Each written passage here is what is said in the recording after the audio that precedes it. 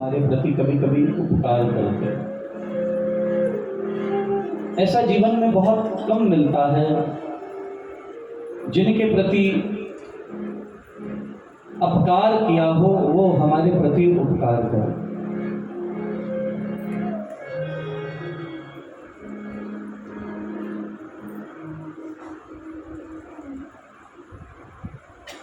जब जब कभी कोई हमें कष्ट देता है, हमें वेदना देता है, तकलीफ देता है, पीड़ा देता है, हमारे अंतर्चित्त में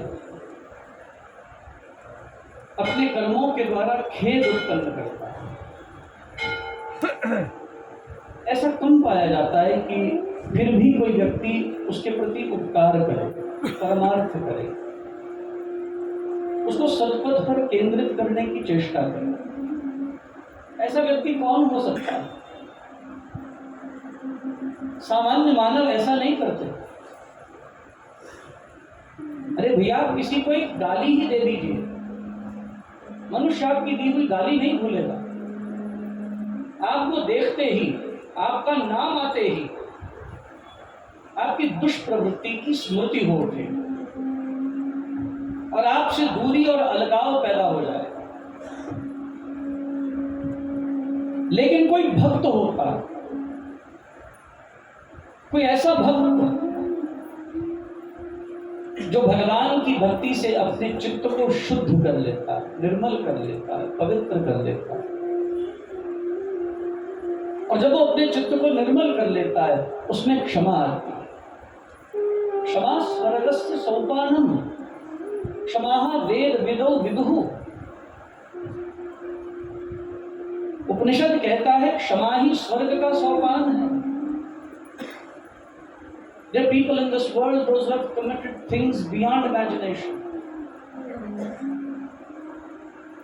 And they may happen because of circumstances, they may happen because of certain people trigger those things, certain circumstances trigger those things. But remember, if you are a person of understanding, if you are a person of devout devotion, you will learn how to forgive and how to forget. And if you have not learned forgiveness and forgetfulness, remember, you are just dramatizing on the path of spirituality.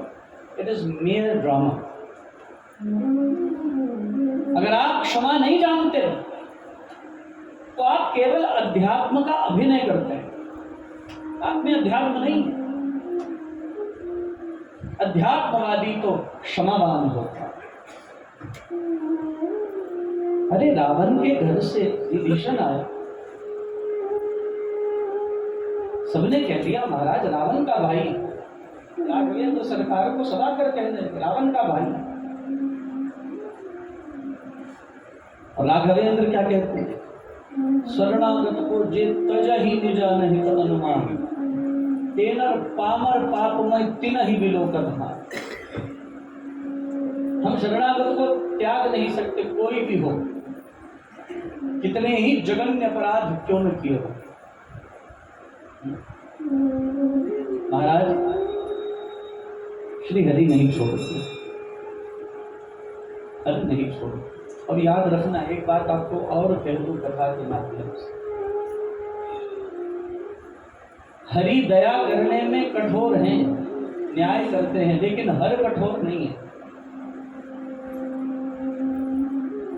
ये कठोर नहीं है, ये बड़ी जल्दी द्रवित होता, ये बड़ी जल्दी पसीजता। इसके पसीजने में विलंब नहीं होता, ये तो तत्क्षण पिघल जाता।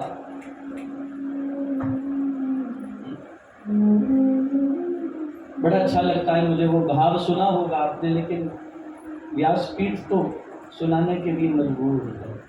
ये तो भाव धारा है ना, इसको तुम ज्ञान धारा कहो, भाव धारा कहो, ये भाव धारा है। ये तो बड़ी जल्दी प्रसिद्धता है। भक्त एक शिव का चला, शिव को मनाने के, शिव को मनाने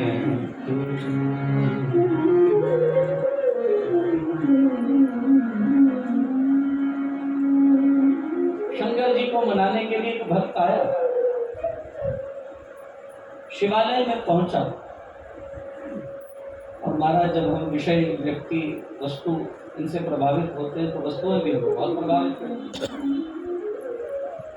तो महाराज मंदिर में आया तो वहां पर शंकर जी के ऊपर तो कुछ नहीं होता, नारायण के ऊपर तो बड़े जेवरात होते, शंकर जी पर तो भांग, धतूरा, बिल्वपत्र,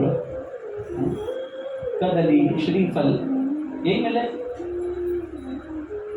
और तो मंदिर में कुछ नहीं था शंकर जी के ऊपर, लेकिन शंकर जी के ऊपर सोने का घंटा लगा। देख कर सोने का घंटा पाप मन में आ गया, पाप मन में आ गया। मन में आया ये सोने का घंटा चुरा ले, कितना भारी घंटा है ये, इस जन्म के दरिद्रों का अंत हो जाएगा, ये जन्म के दरिद्र सदा सदा के लिए मिट जाएंगे। एक घंटा चोरी करने से सारा काम बनता।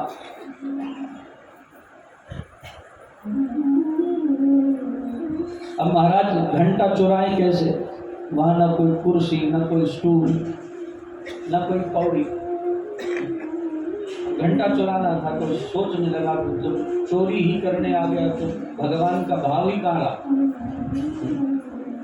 जिनमें भगवान का भाव होता है वो तो उसको यत्र तत्र सर्वत्र विद्यमान जानते हैं, उनके लिए तो वो मौजूद है हर जगह।